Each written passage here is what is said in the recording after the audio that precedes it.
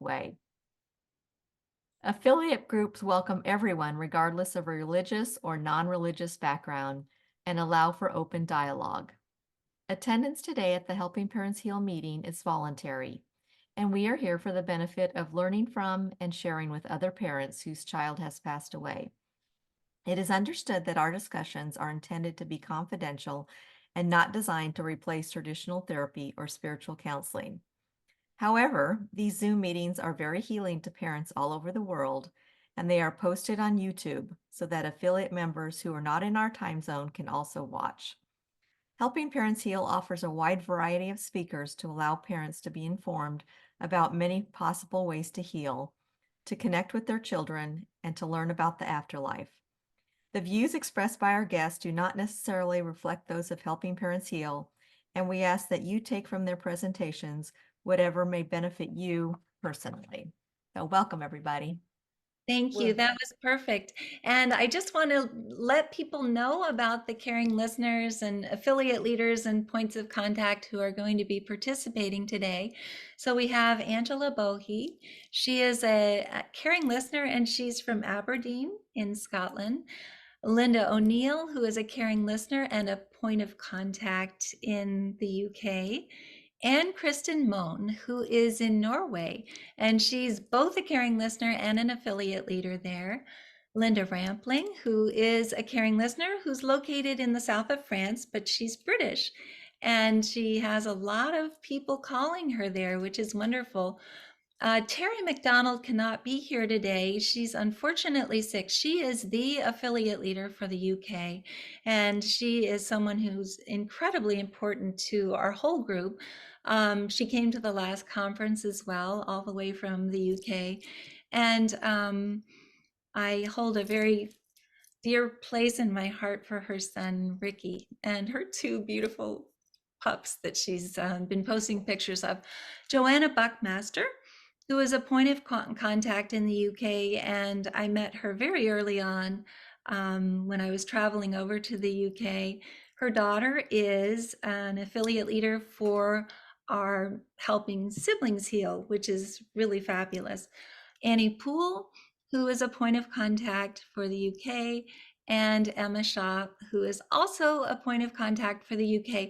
And many of these points of contact have come on fairly recently, although Joanna Buckmaster, as I say, has been with the UK group for quite some time. But I believe that we've decided that we're going to start with Angela. Angela, is that right? yeah, it is. Yeah. Okay, good. I just wanted to make sure because I didn't write it down. So Lynn is going to put it for me in the chat box. But we're going to just get right into it. And I am so grateful that you do what you do. We appreciate you being a caring listener. Could you tell us about your child's name, how they lived, and when they changed worlds? Yeah. I have two children in spirit. Emily was a baby when she transitioned. She was 34 weeks, and that's over 25 years ago.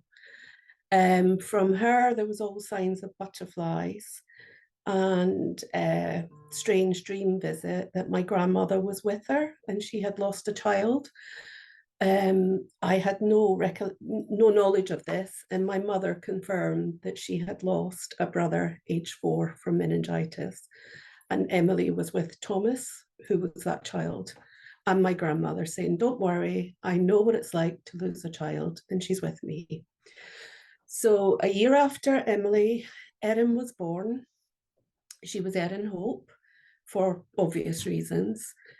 She grew up visiting her sister, celebrating birthdays. We had a memorial garden, and part of the kids' thing was to do that and to plant a plant every year on her birthday.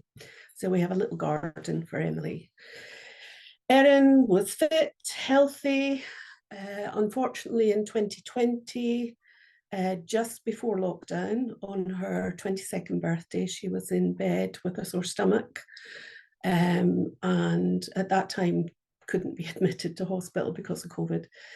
She was admitted eventually, and it took 6 weeks to get a diagnosis of stomach cancer.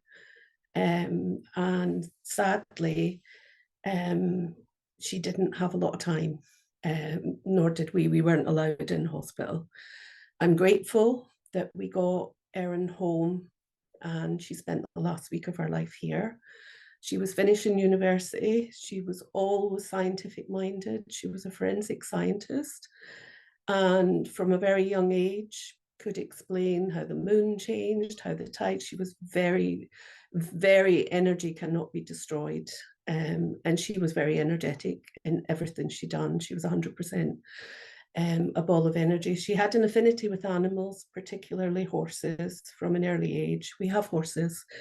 And basically, when she found out that she was not going to survive, there was no point in saying to her, you know, talk to me. What do you want? I want to come home. I don't want to have any pain, and I don't want to be alone. So I said, we'll make that happen. And we did.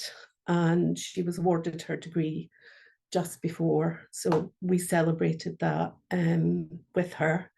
And her health was declining quite rapidly. Sadly, the day before she passed, my husband had gone, we were all sleeping with her in the same room, had gone in, and she was chatting. And he said, who are you chatting to? And she said, I'm chatting to Emily. She's over there, can't you see her? Now, she was lucid. She wasn't, the drugs, although she was on lots of painkillers, she was lucid. And Monty's with her, who was her dog. And the only reason we know Erin wanted to be buried, when the dog died, she said, no, he's coming home to be buried. So she could see Emily, she could see Monty. I've been a nurse for nearly 40 years in the NHS, and I have seen this so many, many times towards end of life, that people do see loved ones, and I do believe Emily was there. Sadly, she knew she was dying. She wanted to say goodbye to her horse. She wanted to throw plates at the wall that represented cancer. We did all of these things. The day she died, she had a hospital bed and oxygen at home. So we wanted to get out the house. So we followed her to the undertaker's. And I don't know if you can see this, but she was given this on the cancer ward, and she has one on her hand when she went, and we have one and her brother has one. So I'll kind of try and leave it there. We didn't know where to go, and we decided to go to the beach. And my husband and myself at the same time said, let's go to Colliston, which is a harbour very near. And we found, I don't know if you can see it on here, we found this heart, the wall. Oh, beautiful. If you look at the heart on here, it has a small orange, red, and a blue circle. And the message on it was keep on. And the bracelet she wore, which I'm wearing, says keep on. And she used to laugh at me with the horses and say, keep calm and carry on. So day one, I was in awe that there was a message. And I don't know why we both said at the same time, go to Colliston. So we did that. As I say, in life, her energy and her belief in science was always there. And so after she passed, you do have to go through the process, but that was there from day one. And there was always infinity signs or keep on. Go ahead. I'm sorry. I was going to ask how you found Helping Parents Heal, and So, yeah. what services might have helped you in the very beginning. And Yeah. I also wanted to tell you that Emily and Erin sound fabulous. I mean, just the idea that she already knew all of this, and that you already knew that if she was seeing Emily in the hospital room, that she was ready to transition, and Yeah. that she was waiting for her, that she would Yeah. be there. when she got over. But anyway, yes. So how did you find Helping Parents Heal? So because of COVID, there wasn't any help, and I'm grateful she was home and passed at home. I started to read books and look, and one of the first books I came across was Messages of Hope. And I went through to read loads of other books, but the thing that stood out was Irene and Carly's story. It was, it was almost identical, the journey that Erin and Carly had taken. So I actually reached out to Irene just via Messenger and told her about Erin and Emily. And she also brought up something that no one else had. Had we had genetic counselling for her brother, who was 19 at the time. So there was a lot of useful things came from that, and that connection. But the reason I chose Messages of Hope was Erin's second name was Hope. Oh, That's beautiful. why I bought. That was the first book I bought because it had Hope in it, and then it had Irene and Carly's story. So that was very, very, very meant to be. Well, and Uh, Irene is going to love hearing that that helped. And yes, and Carly is a huge bright light as well. I'm sure that she and Erin and Emily are really close friends right now. Um, yeah, could you tell me what you think your strengths are as a caring listener? I think our newest caring, no, I think that Sherry Abdu is. But could you tell us what your strengths are that you think might be helpful to others? yeah. I I believe from Erin and then Emily, but I knew I had to go through the grief process.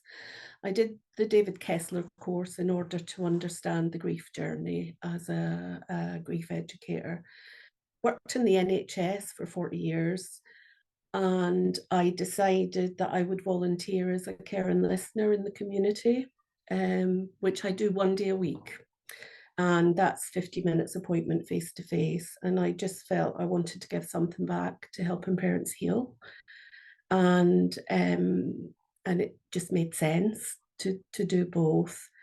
I will say that in the community there are a lot of parents out there too, who, so it's a kind of good platform to meet other parents too.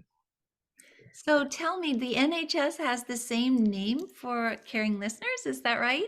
That you They do? do. However, it's called Caring Listeners, and it's run by the in Scotland. It is. I'm not sure if it's in England, but yeah, they try to promote the service because I felt from COVID that people weren't having a platform to be able to speak, and having been through that experience, I wanted to offer myself. So yes, it is the same, but it's run by the chaplaincy service. But they are very spiritual in their beliefs too.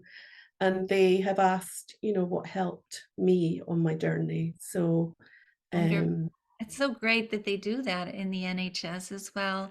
um, Um, could you tell us what you've learned about optimally sensing Erin and Emily?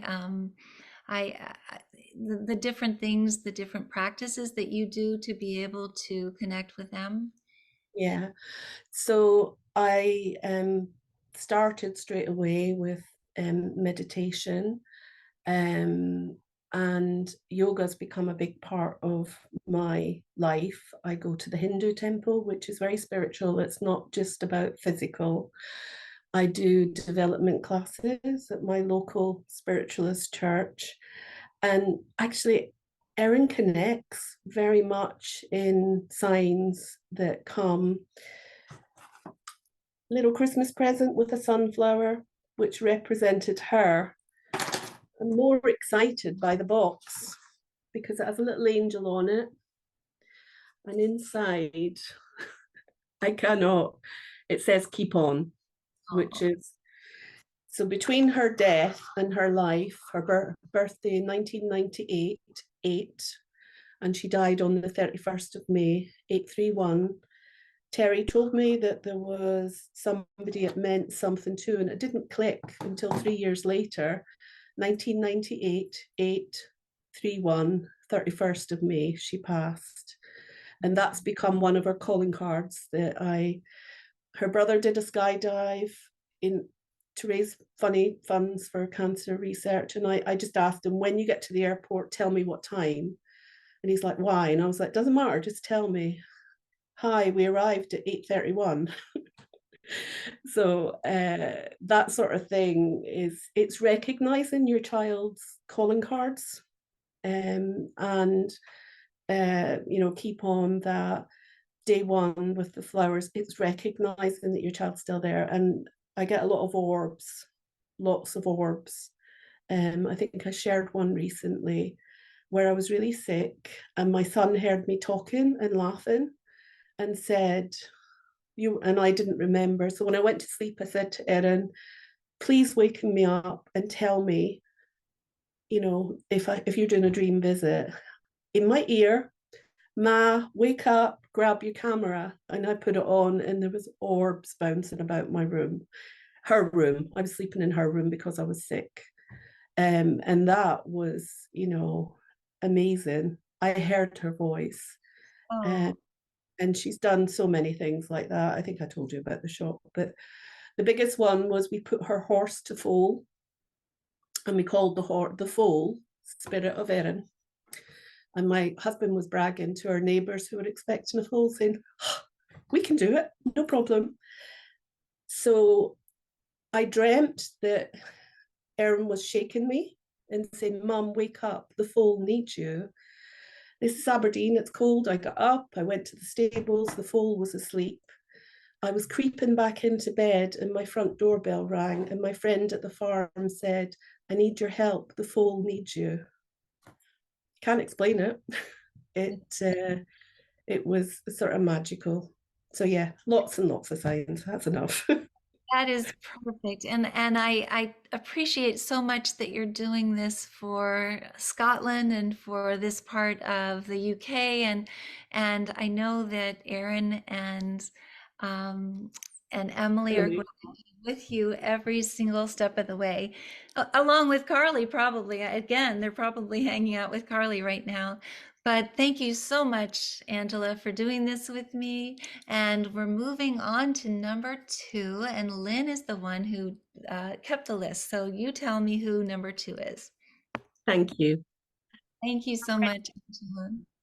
We're ready for Linda O'Neill. Linda O'Neill. Okay, wonderful. So Linda, could you unmute so that we can talk? Do you know how to do that? Just in the bottom left-hand corner there. Pressed it. Yeah, can you hear me now? Yes, I can. This is That's brilliant. Thank goodness for that. So tell us about your child's name, how they lived, and when they changed worlds, if you could. Yeah, my son called David O'Neill. He was 28 years old when he transitioned to spirit by suicide. It's coming up to his 3rd year anniversary on the 24th of February, which is next month. David was and is an incredible young man. Just loved his life and lived his life to the full. He had so many friends. In fact, I don't think I've ever known anyone that had as many friends as our David. Totally genuine friendships. He was just someone that everybody gravitated to. If any of his friends were having a bad day or they had any girlfriend issues or whatever going on, they would always be on the phone to him, and he was the one. He always was a very wise old soul, really. He knew what to say and how to help them. But great sense of humour, always smiling, infectious laugh. I don't know. It just had everything going for him, really. He loved football. Was a massive fan of Newcastle United, who were a team in the Premiership in the United Kingdom. He played football himself from being a young kid as well, and he was playing for 2 local teams when he passed to spirit as well.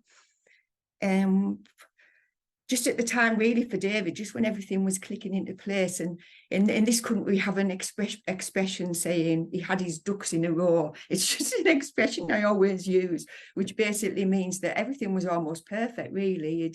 He had a great job he loved. He was with a beautiful girlfriend that just bought the first home. He was expecting the first child in the July, and he suddenly became physically unwell. This massively impacted on his mental health, and he got diagnosed with depression, and within a month he'd passed to spirit. So it was a massive shock, really. It really was. But he was just a vibrant young man, and he still is, you know. He's still around me all the time. Of course he is. Well, what was the first time that you heard about Helping Parents Heal, and what services did you use of Helping Parents Heal in the beginning? Well, I had a reading with Kat Bailey, evidential medium, and obviously she's absolutely brilliant. I love Kat to bits. And in that reading, she came through and she mentioned Helping Parents Heal. And I've always been very spiritual. So when I went onto the website and looked at everything that you do, that really resonated with me. And I knew that was the avenue that I needed to pursue and go down there. So I looked online and was like flabbergasted with just how much information was there. I looked at the videos, looked at the different recordings, looked at the recommended book lists. Ended up almost where I've had to intercept the Amazon man every time he knocks at the door, because my husband's like, you haven't got another book, have you, for goodness sake? So I've got books on spirituality, on the afterlife. I was very interested for books, particularly for parents who had a child that had passed by suicide, because obviously that was an area of great interest to me.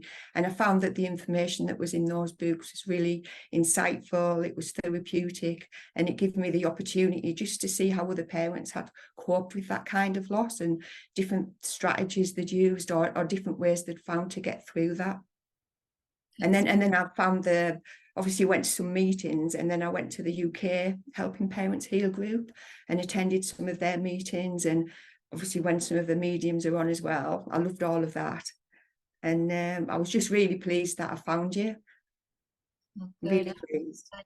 Well, and I think that it's just so exciting that you have read so many books, because I think that everybody that I know reads about 80 in the first year just to find out about afterlife, because it's not something that we normally have read about. So good for you. Expensive for your husband and you. Getting all those Amazon books. But Lord libraries too, which is also a possibility. But anyway, could you tell us a little bit about your strengths as a caring listener, and then also what motivated you to actually become a caring listener?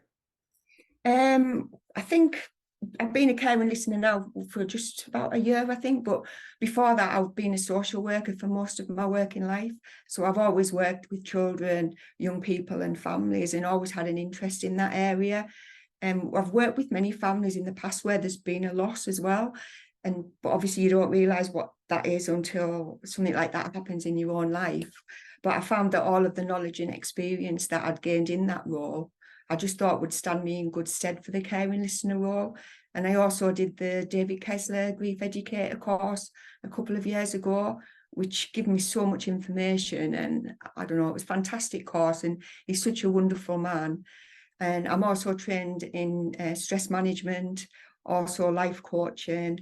I've loved energy work since I was little, really, when I look back on it. So I'm a Reiki master, and I just love anything to do with that kind of thing, really.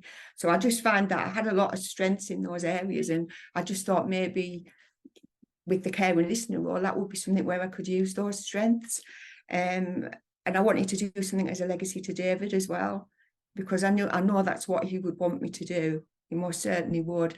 And he used to be in a job where one of the things he always used to say was, "This is David O'Neill reaching out to help you." That was part of the patter we used to say. So now I just feel this is Linda O'Neill reaching out to you as well. So I'm carrying on that tradition. That's beautiful, reaching out to help you. I think that that's so wonderful, and he must be so proud. What have you learned about optimally sensing your child's living presence? So Are there different practices that you do to be able to feel in touch with your son? Well, I felt David's presence around me pretty much from the word go, really. But I was so deep in my grief in them initial months that I don't know, I probably was blocking a lot of the communication that was coming through. So it was about 6 months before I started to explore that further. But then I started to get the like he was stroking my head, and then I would feel the like tingling sensations on my face. My crown chakra and my brow chakra were just like on fire, and I just could feel him there. I knew it was there. I would ask, and when I got a yes, I used to get like a tingle, and it was just I just knew he was there. So what I did do was I still do it now. I've been doing it for 2 years, where I've got a certain time on a night when I've created a sacred space in the spare room, and I've got David's pictures and different things that were his, and I'll sit for half an hour and put a couple of his favorite music tracks on and just spend that special time with him. And that's helped to, build that communication up as well. But it's special time for me, and hopefully special time for him, when we can just be together in that space as well. It's beautiful. Um, Yeah. and I think with David as well, I get loads of signs. Signs are a big thing. I've seen his face in the clouds, rainbows. I mean, I know people might say, yeah, I always get rainbows, but we used to go to the beach a lot. And whenever I go to the beach, it doesn't matter what the weather is. Usually in this country, it's wet rather than sunny. But no matter what the weather conditions, there's always a rainbow. I get butterflies that'll suddenly land on me, which he used to love butterflies. So there's lots of signs that I just know it's him. They just fill your heart with love when you get anything like that, really. And I've been a member of Cat B's development group for the last year. And that's been amazing, because through doing those sessions with Cat, it's learnt me different ways to, I don't know, build up my skills at being able to like communicate and sense spirit.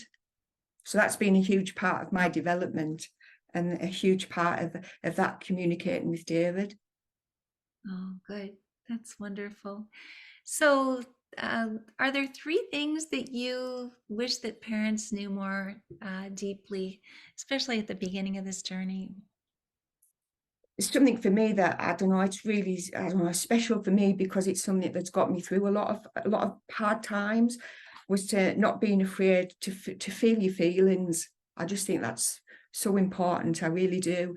And I think initially, it's people might shy away and think tears are not a good thing to do. But for me, tears are a sign of like expressing those feelings. They're a positive thing. They come from a place of love, and the expressions from the heart. So I would say to people, don't be afraid of feeling your feelings, because they're there for a reason. And as I say, it's just for all that love you had for your child. That's what tears are, really. They just come out in that way.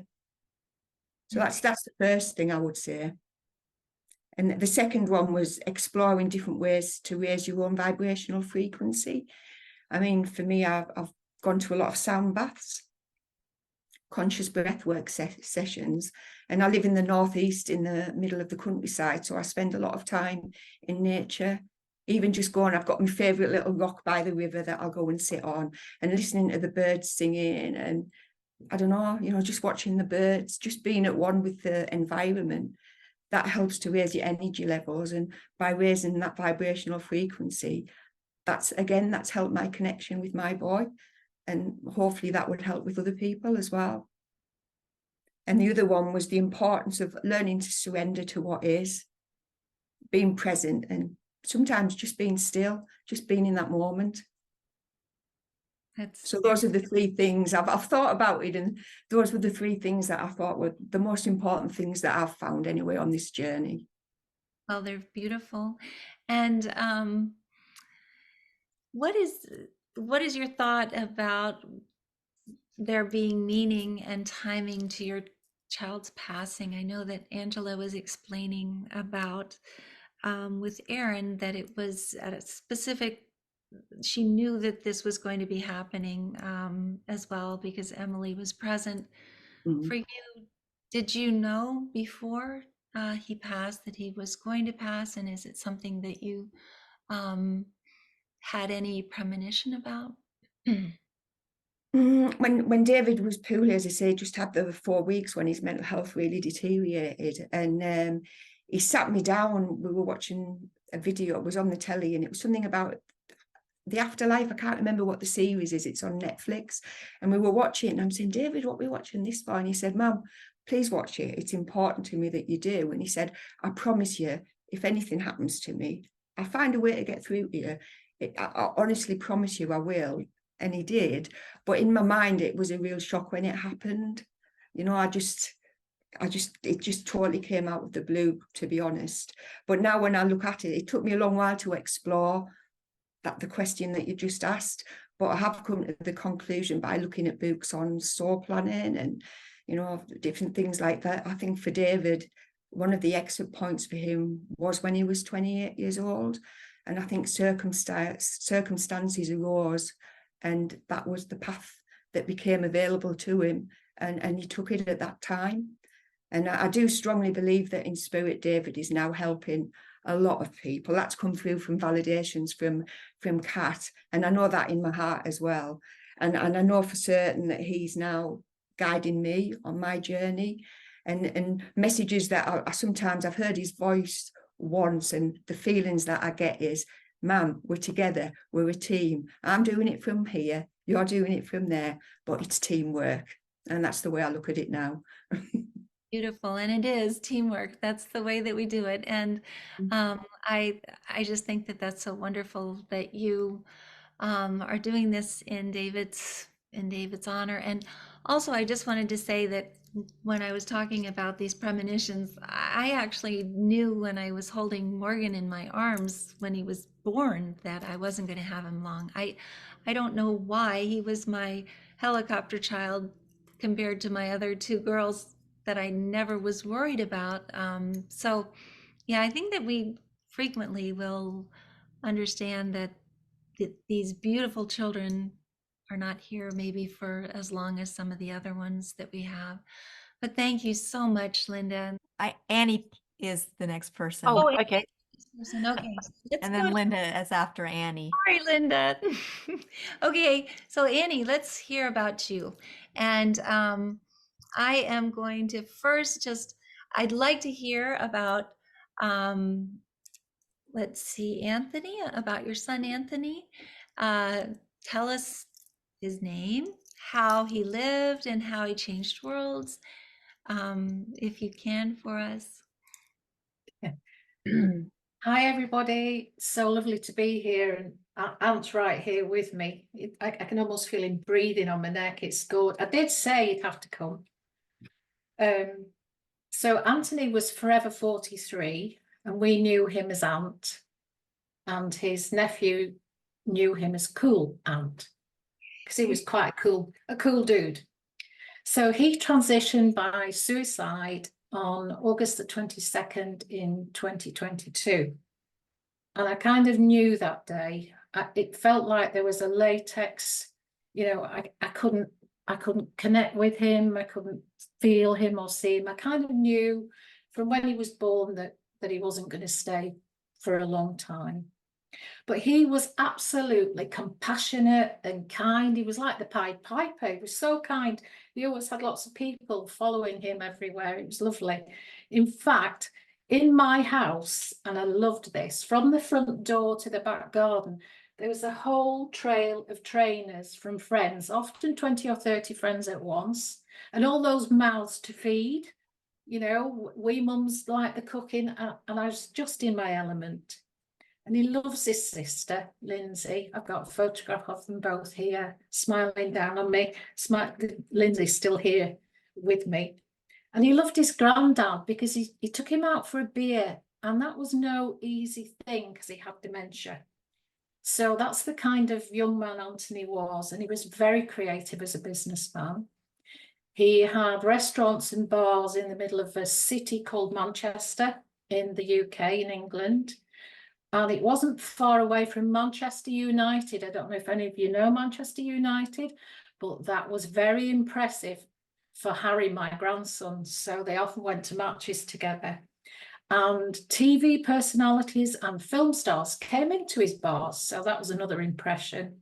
And he had a a mezzanine floor, and he used to do private functions. And I was lucky because I got all my birthdays and celebrations there. And they used to wait on me with the lovely linen over the arm and come and serve me champagne and stuff. And like Joachim, he loved the outdoors. So he loved canoeing and camping, and he used to round all his friends up and go off, and he'd go abroad and round them all up for that. So now that he's in spirit, I have a house full of young spirits whose parents aren't aware of the afterlife, and Aunt says, come on to my mum, she loves this stuff. And so it's like the roadrunners all over my room sometime, and I really love that. And sadly, you know, towards the end, he was he did deteriorate physically, and that wasn't seen to straight away, and that got him down. And then he was diagnosed with psychosis. And even in that space, he had 80,000 followers on Twitter, and he was helping people. You know, that's what his following was. And I said, you should write a book. Well, he left before he wrote the book, and now he said, it's your turn, Mum, you've got to write the book. So I started to write the book with him helping me. So he was a real kind, compassionate, sensitive young man. Oh, beautiful. Well, thank you for sharing him with us. And how is it that you found Helping Parents Heal, and what were some of the first services or tools that you used from Helping Parents Heal? Elizabeth, I had to Google you. There was Wow. absolutely nothing. When Anthony transitioned, the only contact I had was with coroners, with the funeral director. Those were the kind of closest compassionate people. And I remember thinking at the time, wow, there must be more than this. You know, why don't people know? Well, they will know soon. And so I found you on Facebook and joined, and a little bit like Kristin, I was quite traumatized in the beginning, so I just read posts, couldn't really take stuff in.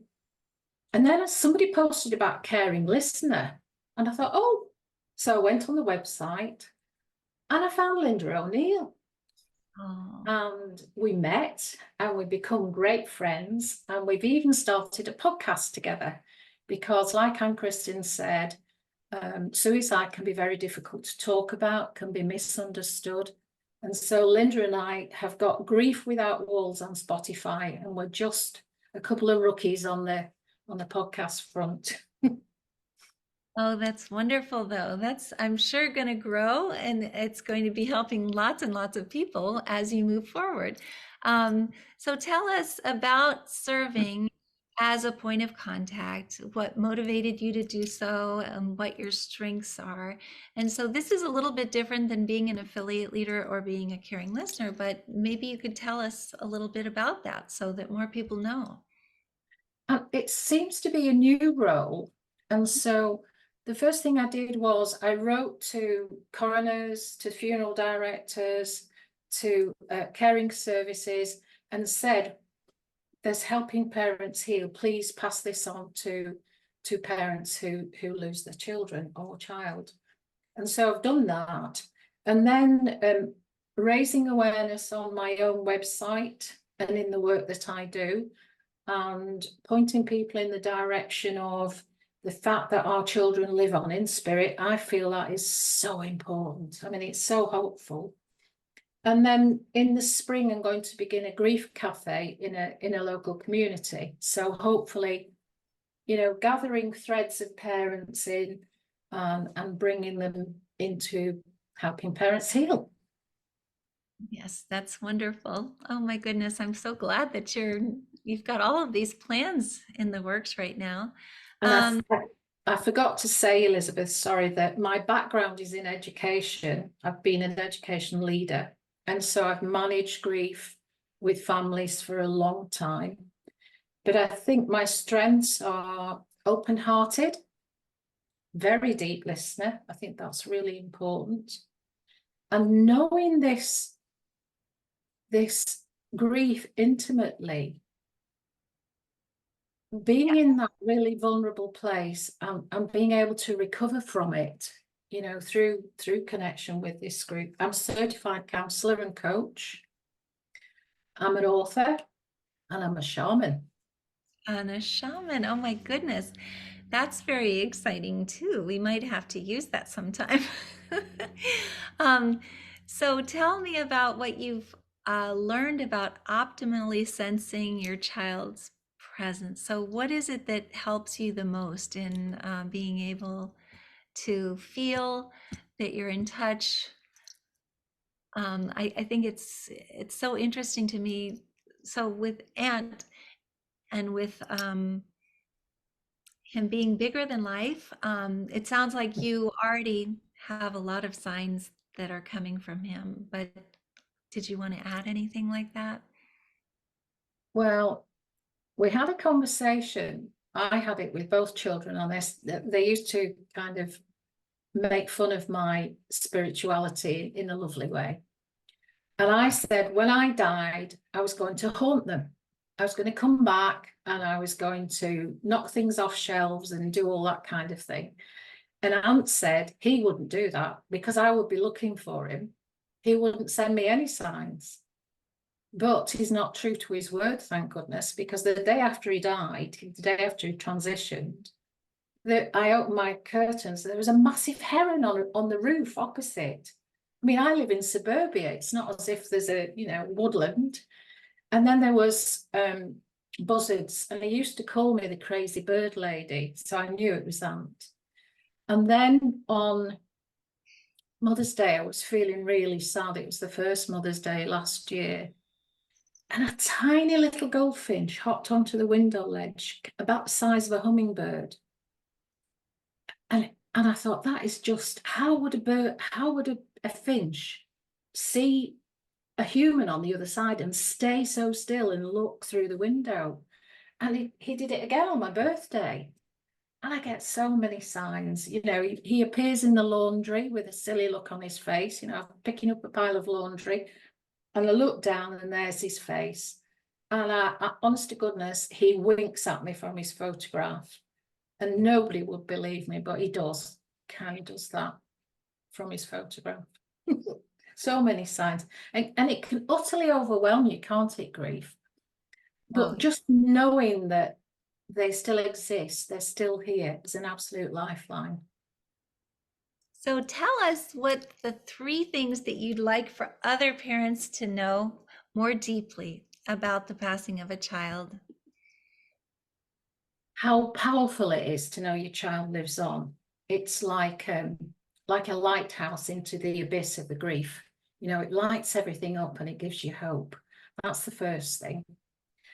Secondly, I really love you all to put your hands on your heart with me here right now, because it's so easy to connect heart to heart.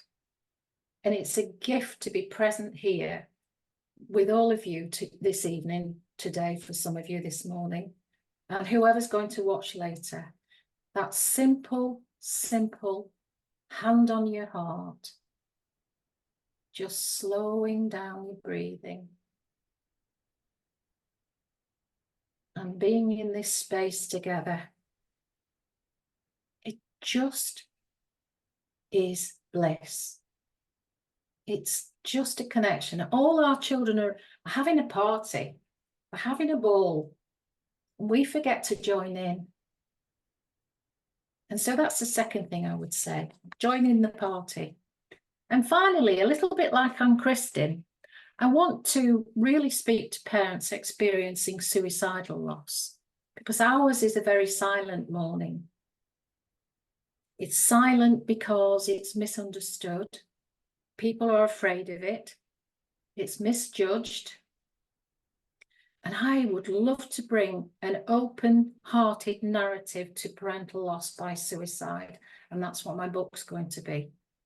Because only by connecting and talking about it do we heal. Helping parents heal. I think that if you, in the future, once you've published your book, want to start a special Helping Parents Heal UK, moving forward after suicide, then that's a very good idea as well, because we have those groups in the States and in Australia, New Zealand, but we don't have anything specifically for that in the UK. So possibly that could be something that all of you could get together and do. And thank Lovely, you thank so you. much, Annie. And thank you, Aunt, as well. And the next person, then I know it must be Linda this time, right? Is that correct? Yes. Thank you for that, Annie. Oh my gosh, to follow you. Was So I didn't even bring notes. You Now I don't wish have I to have notes, I promise. But I'm sure the first question is easy, just telling about your child's name, how they lived, and when they changed worlds. Should be something that's easy. My son Chris, we don't know the date because his body was found. And he was 36. And yeah. Next question. I said it's an easy question, and it's not an easy question at all. No. I don't mean to ever say that that sounded very frivolous. It isn't an easy question, but it is something that we all love talking about our kids. That's one of my I love favorite. talking about the positives and Not talking about how they passed, and I agree, yeah. 100%. And so then after that, let's go on to the next question. How did you discover Helping Parents Heal, and which of their services did you use first? Well, that's easy, Elizabeth, because you are my guest speaker.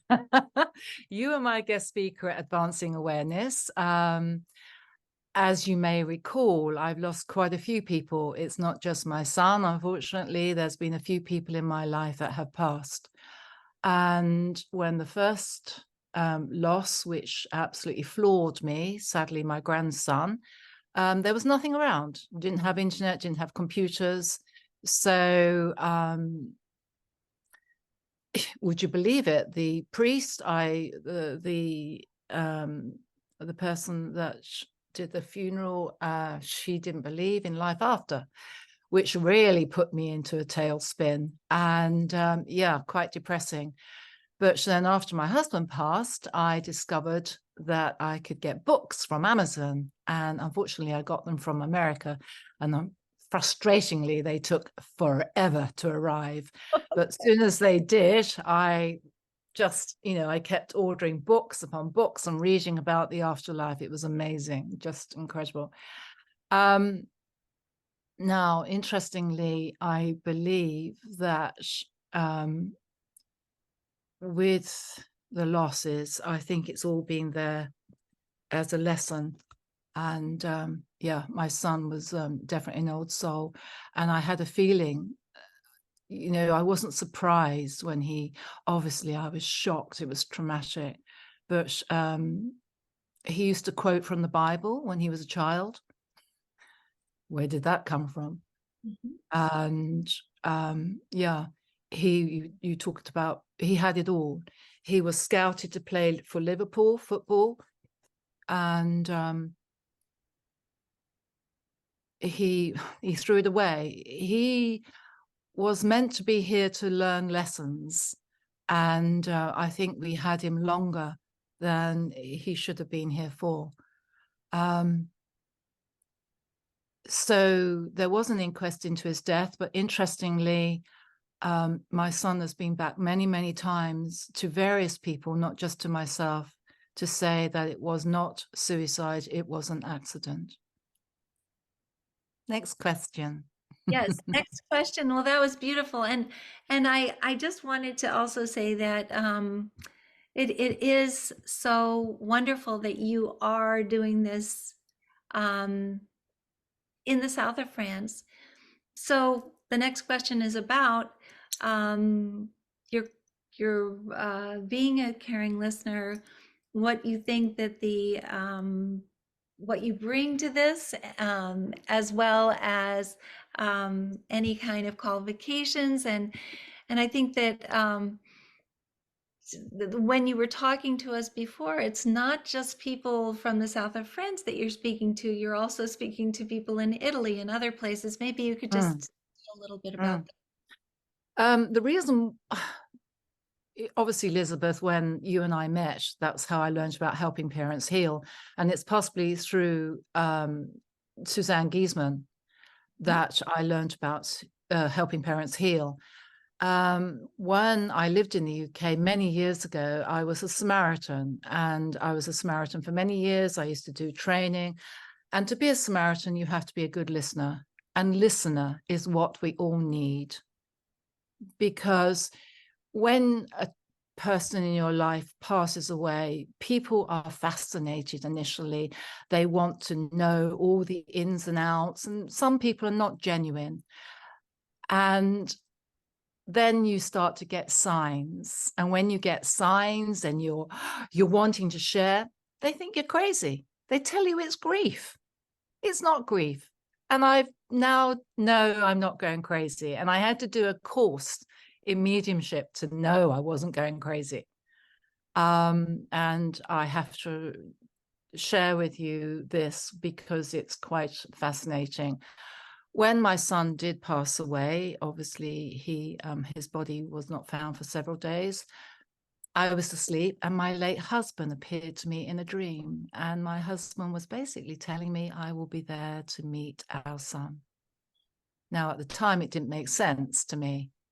With each person that's passed in my life, they visit me in dreams and they leave me feathers. My grandson used to leave me feathers.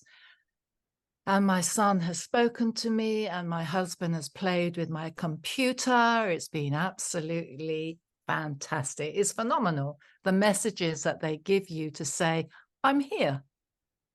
I'm with you. Just speak to me, and I can,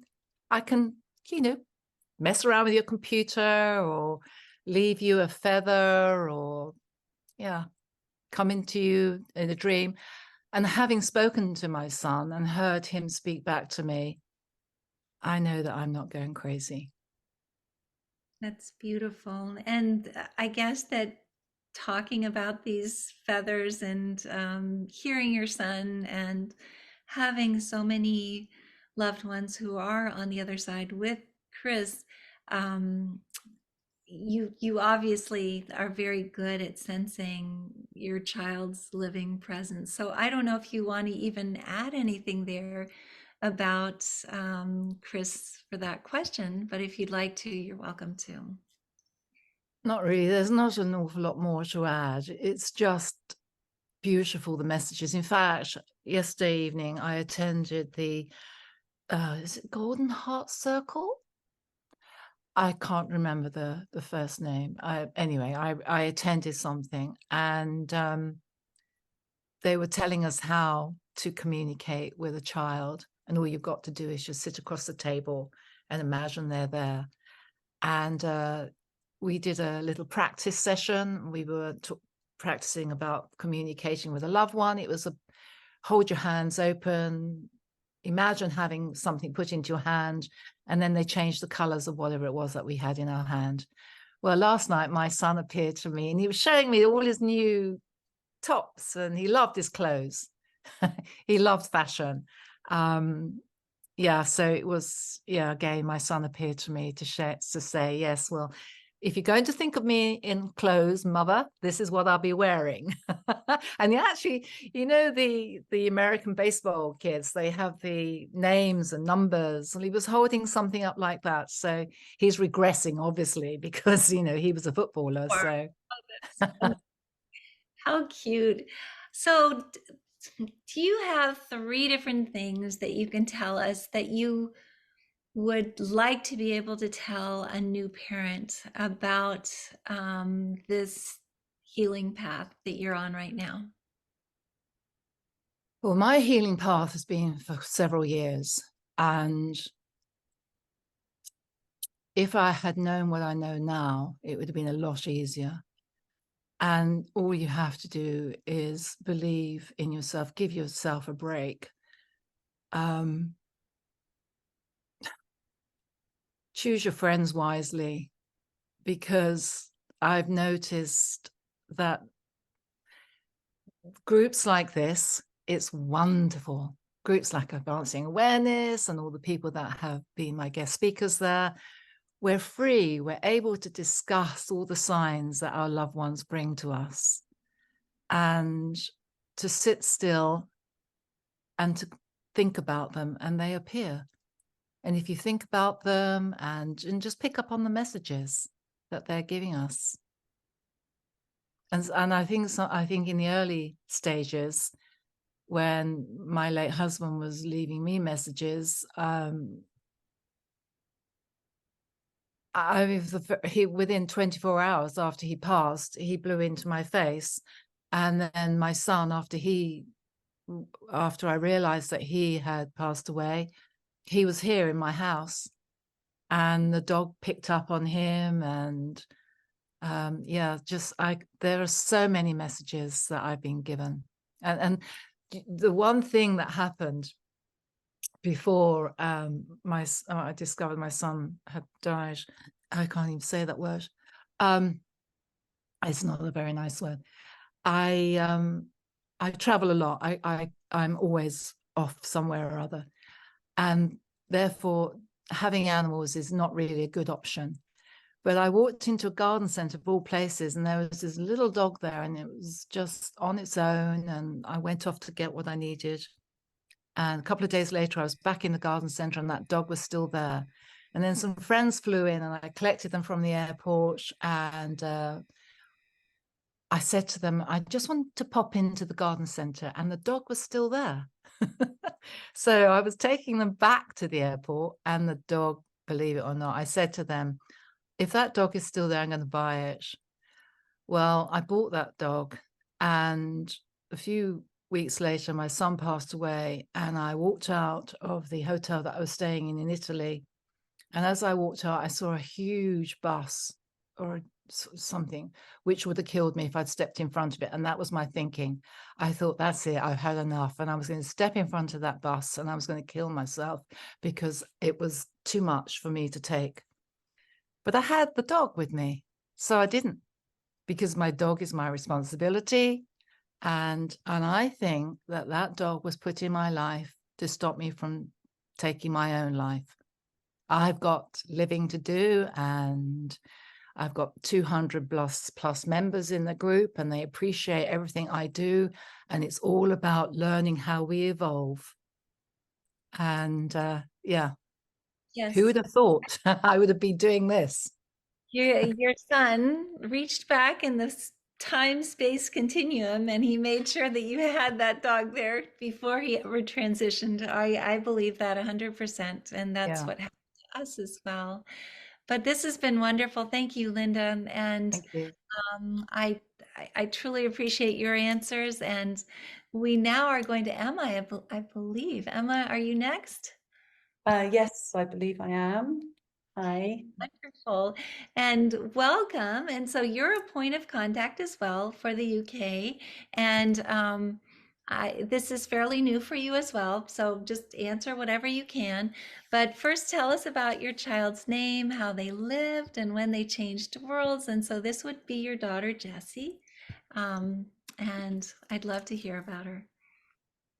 Yes, Jessie transitioned in 2021, December 21. In fact, it was the 12th of the 12th, 21. So if you turn the 21 round, it was, yeah. So, and I've had signs about that date. She took her own life, but it was an open verdict. So they don't believe she meant to. It was partly accidental.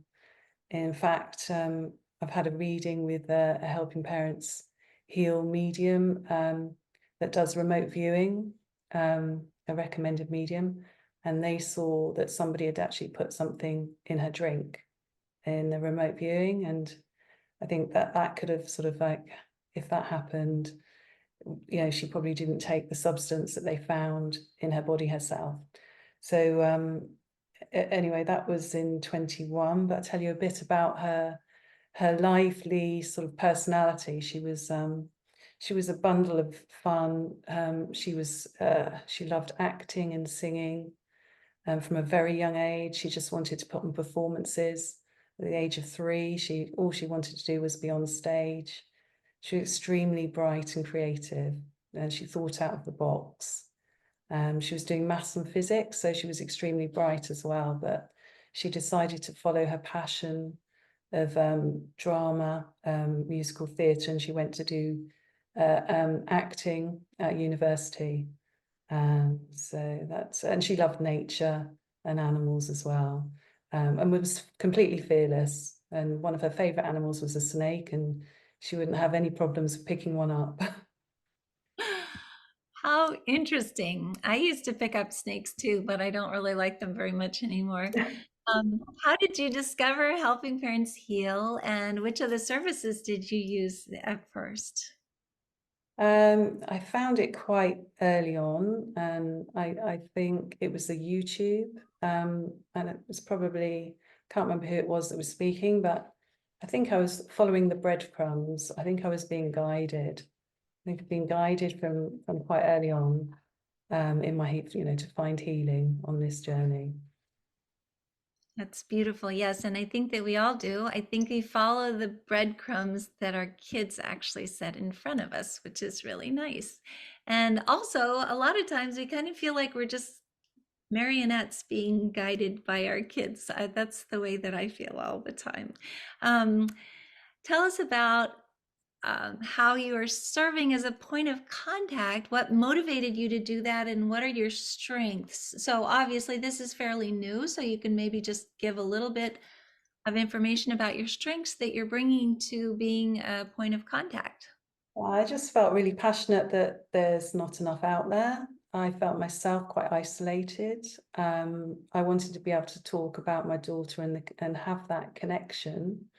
The other groups weren't really serving me, because they don't have that, open discussions, and I felt it brought me down. I saw, I think it might have been Paige Lee speak quite early on, and she was a real shining light.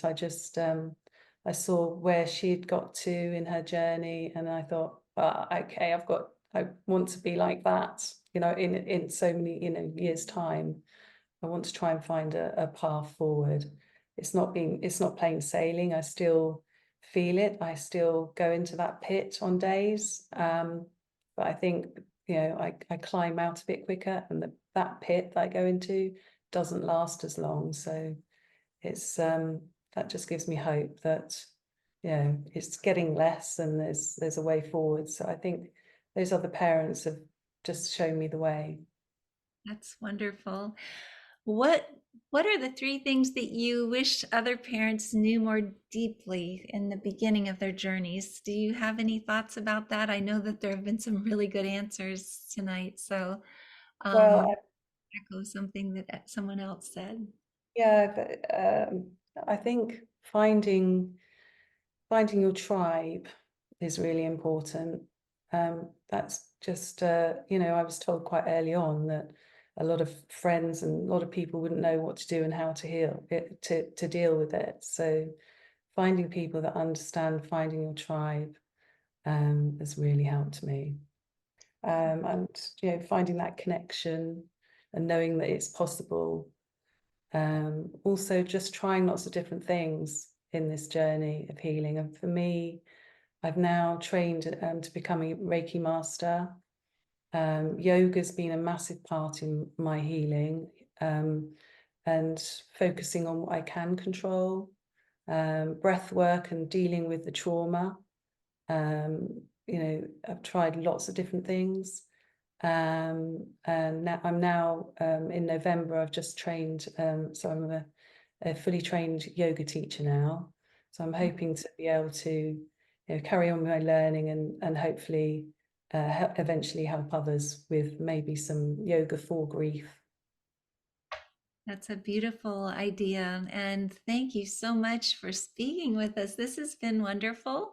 And I know that yoga has been one of the things that's helped me the most on my healing journey. So it's a good choice. And I think that Joanna is our last person that we're interviewing tonight. Is that correct? So Joanna, are you ready? Yes, I'm ready. Oh, wonderful. And I just want to say that Joanna was one of the first people that I was able to meet when speaking about, besides Marta, when speaking about having affiliates in the UK, as well as, again, Joanna's daughter is one of the affiliate leaders for the Helping Siblings Heal group, which I think is wonderful, because Anna's brother, Peter, passed in a car accident. So maybe you could just tell us a little bit about Peter, and then let us know about how you found Helping Parents Heal after that, which Yeah, we kind of I'll go straight in. So yeah, Peter, my son, was born on Christmas Day. He was an amazing drummer. He was playing with 11 bands, all of different genres, when he passed. His whole life was centered around music. And I would say, to some extent, music was his escape from what I think he sometimes perceived as a challenging world. We're a very independent family, but we were also very close. But we weren't touchy-feely. And that, I'm sure, is why Peter's sign to me is hearts all the time, because I think both Peter and I realised, looking back, that we didn't tell each other we loved each other enough out loud, but the love was always there. He passed several days after his car hit a tree. He'd gone out late at night and was driving too fast and lost control. That was 10 years ago. It was in those traumatic days in the hospital after the accident that I started hearing words in my head, which leads on to some more things which I'll talk about in a minute. At his funeral, we had a gig straight afterwards, and nearly all the bands came and played. The most poignant bit probably was those drummers that actually had to sit behind Peter's drums and play his drums for his funeral. But it was really strong, and we've kept contact with them, and they're a wonderful group of people. And I think sometimes, I know I'm jumping a bit here, but I think sometimes we forget about the friends of our child, because they can't necessarily know everything that we know, and they can't necessarily ask things. Some of Peter's friends didn't know how he died. And we've rectified that. We've had them, we've invited them, we've talked with them, and we've talked to them about our experiences, and we've helped them, and they've helped us. So, yeah. So going on to the second question, which I think Elizabeth mentioned about how I came to join Helping Parents Heal, I can't remember. I think it was a friend of ours, and we had some very supportive friends, mentioned it, and I think I must have contacted Marta direct. So I think I knew through Marta, who was the original affiliate leader of Helping Parents Heal UK. In those days, it wasn't online, it was meeting in person, and sometimes socially and sometimes for talks. So one of those talks was led by Lynn Walker, who's in our group, and I know she's known by the American side of things as well. She did a pendulum workshop, which was wonderful. And then I offered for the group to do a channeled writing workshop, which I did at my house, which was wonderful. And a lot of people who were simply parents like me, simply a parent, were able to channel for the first time they'd ever tried it. And it was amazing. We were blown away. And I was really pleased that I enabled that. I also started to read, like lots of lots of you who've spoken already. So Elizabeth, sorry, I know I'm rambling on. Do you want me to go straight through? Or do you Well, I just want to say that I've always been so, I've always admired your channeled writing. And I remember that you brought a book to the hotel that we were staying in. It was kind of a flat that we had rented. And I was reading some of the things that Peter had written to you, and they were fascinating. I mean, I think that it's a wonderful tool to be able to connect with our kids in spirit, the channeled writing. Yes, So it um, is. I'm glad that you are an expert in that, because you've been doing it for such a long time. I have.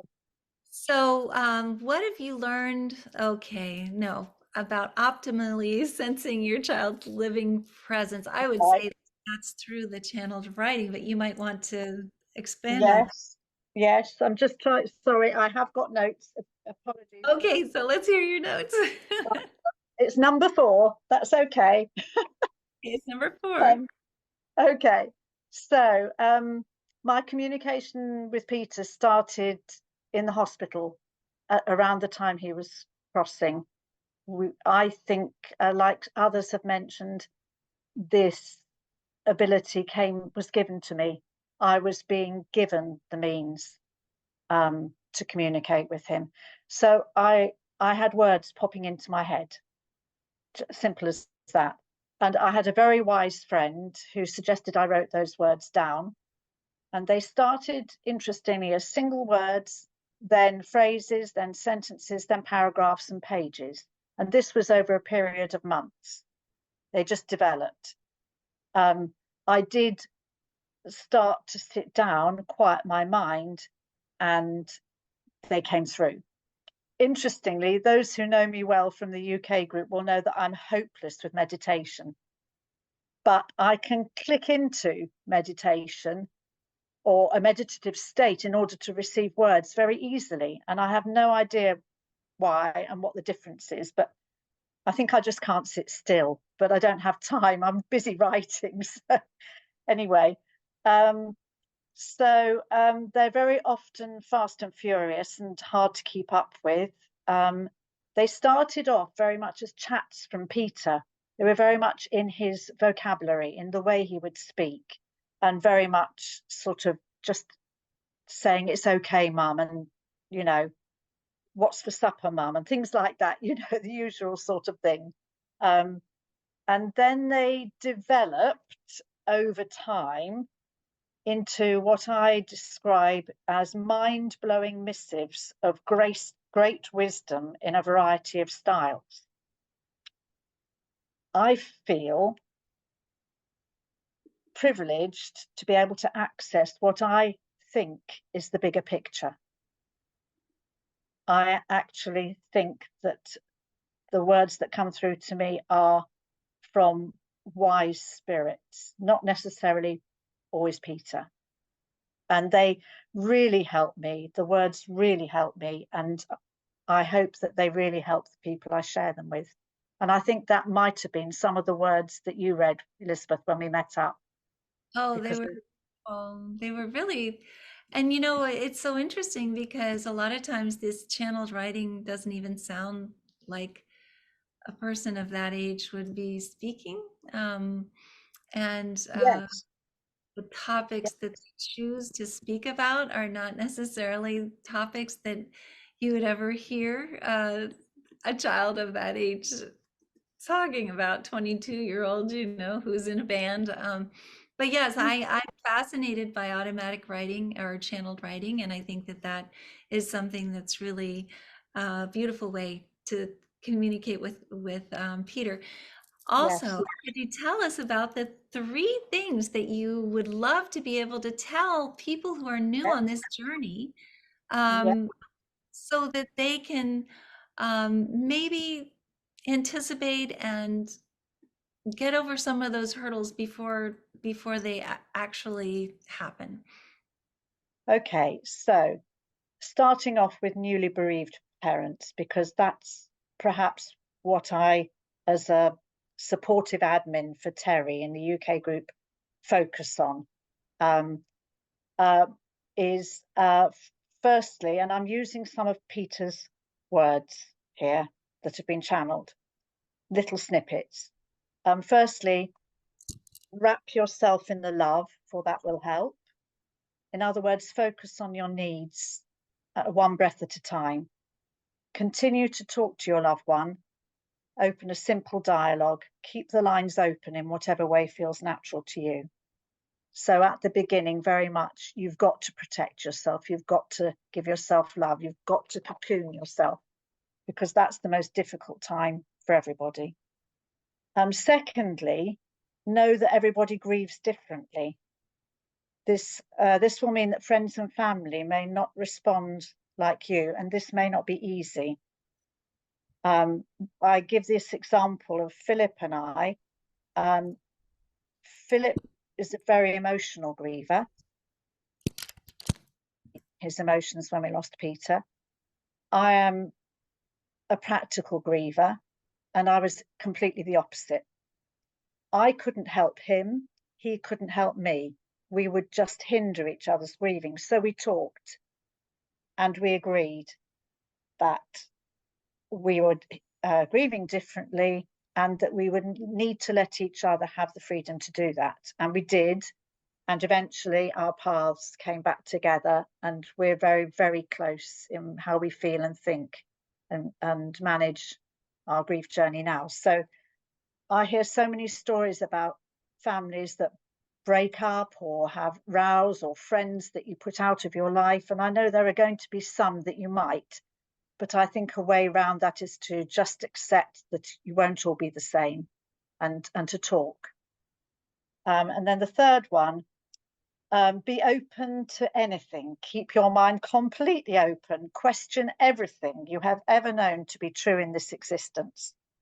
Imagine, or perhaps remember, like the Lion King, remember who you are, that you are part of something, and I'm using Peter's words here, gobsmacking and utterly amazing, and that we're all capable of much more than we think. It's beautiful.